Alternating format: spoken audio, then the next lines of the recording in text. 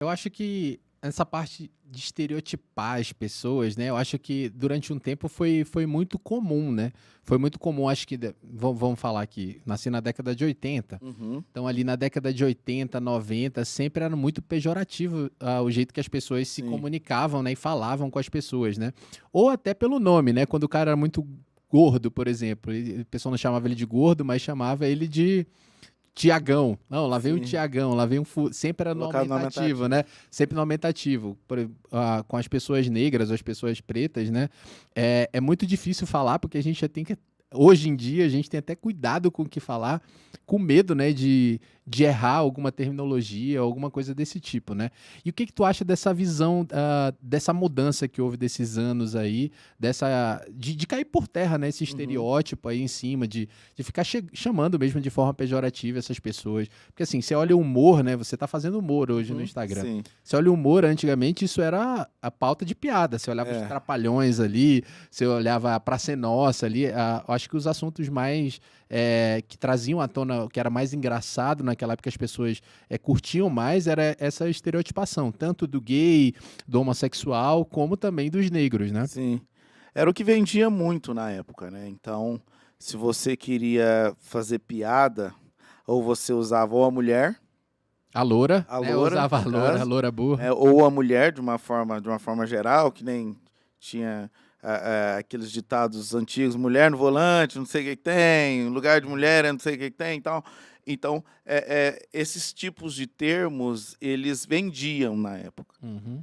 Mas sempre foi termos que geravam constrangimento nas pessoas que Uhum. estavam ali, né. Às vezes as pessoas falam: "Ah, porque essa geração é uma geração muito sensível, não sei o que que tem", não. Geração Nutella. A Nutella, galera eles fala assim: falam "Ah, muito Nutella. Eu Nutelinha". já chamo essa geração de uma geração que tem coragem de falar o que sente.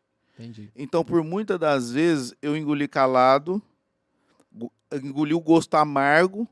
certo, da ofensa, para não bater de frente, para não questionar. Não Uhum. tive coragem de embater, de no mínimo fazer com que a pessoa refletisse sobre aquilo que ela estava Tá. falando.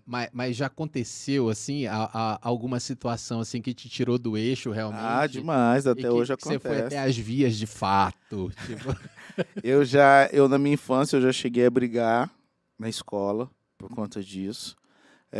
Porque hoje, quando se fala o preto, o negro, por muitos anos, esse racismo mascarado no Brasil, Uhum. né, porque o Brasil ele é difícil de combater o racismo por conta disso, que se chama de racismo velado. Então, você vai ouvindo aquilo para a pessoa que está falando, vai gerando um ar de superioridade, Entendi. e ao mesmo tempo, para aquela que está ouvindo, ela vai se sentindo naquele lugar onde aquela pessoa está querendo colocar ela. Usando termos como, por exemplo, vê-se um serviço que não foi bem prestado, não foi bem executado. Isso é serviço de preto. Termos Uhum. como esse, que eu já ouvi muito.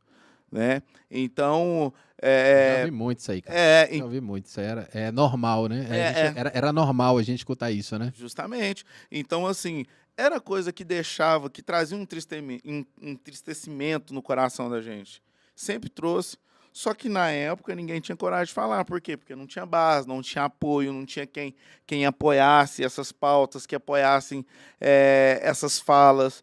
Porque por mais que nós, enquanto negros, pretos, somos, teoricamente, a maioria, porque o Brasil é um país miscigenado, nos lugares de poder, não são, na maioria dos lugares de poder, não são os pretos que estão.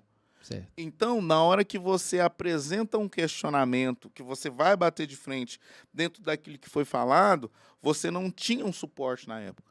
E essa geração de hoje, que muitos chamam de geração mimizenta, é a geração que tem coragem. É a geração que fala: não, você não vai falar isso da mulher, não. Não, você não vai falar isso do negro, não. Não, você não vai falar isso, não. Porque isso é ofensivo.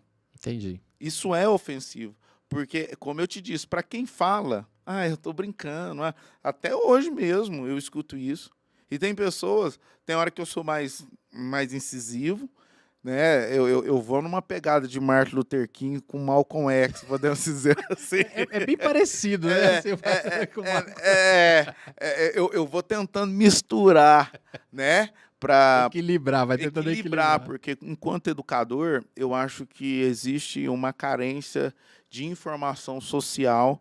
Então, enquanto educador, eu detectando essa carência, eu preciso ir ao encontro dela. Entendi. Mas quando eu vejo que já não é uma questão de falta de informação, porque hoje a internet está aí, Uhum. certo? Para quem quiser pesquisar, para quem quiser saber, para quem quiser entender realmente o que é, quais são os termos, o que é injúria racial, o que é racismo, o que é tudo isso, tá para pesquisar. Mas aí quando você vê que realmente a pessoa está fazendo aquilo mesmo de maldade, porque a maldade ela existe. E uma coisa é certa, Paladino, todo mundo é racista. Entendi. Às vezes eu vou falar que não, mas é. Existe uma estrutura racial, que nós vivemos debaixo de uma estrutura racial, de um racismo estrutural, que faz com que nós tenhamos falas, comentários. Às vezes, pra você ter uma ideia, a minha esposa, que é a pessoa que eu tenho certeza que me ama, ela é branca. Às vezes ela faz um comentário assim, ela choca no final. Aí eu falo, o que você falou?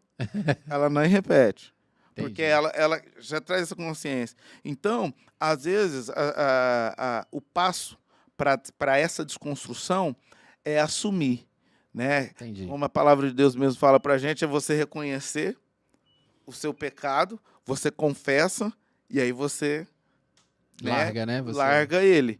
Então, enquanto nós vivemos numa sociedade que achar que isso é brincadeira, que não é racismo, que não é racista, que a pessoa não é racista, a gente vai continuar passando por essas diversas dificuldades que hoje nós passamos. Entendi.